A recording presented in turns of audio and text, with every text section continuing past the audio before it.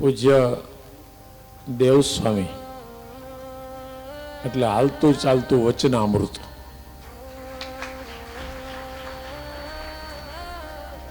એક વચનામૃત કંઠસ્થ કરવું અઘરું પડતું હોય એને બદલે આખે આખું વચનામૃત કંઠસ્થ કરવું કેવું અઘરું છે. અને જ્યારે કંઠસ્થ થતા હોય ત્યારે રાત્રે સૂતા હોય ને તો વિચારો એના આવતા હોય.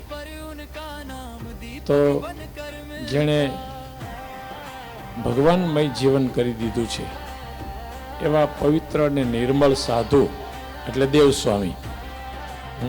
સાધુ છે ને એ માની ઉપમા આપે છે. ગણાય કે સાધુને માની ઉપમા, તો માની ઉપમા ન ઘટે.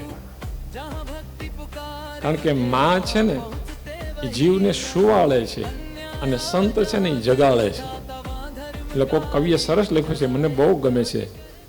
સાધુનો સ્વભાવ છે એવો જનતાની ગોદ ના જેવો.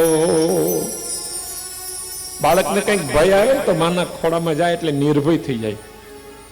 એમ સાધુની પાસે જાય ને કાળ કર્મ ને માયાથી નિર્ભય થઈ જાય.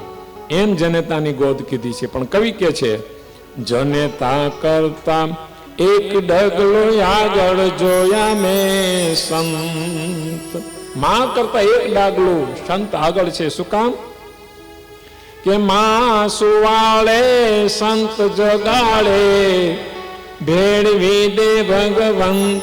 સંતોનો સ્વભાવ છે એવો જનતાની ગોદ ના જેવો. તો પૂજ્ય દેવસ્વામી બહુ નિર્મળ સાધુ છે. મને એનો સ્વભાવ બહુ ગમે છે અને સારું એ સંત મંડળ બહુ પવિત્ર છે.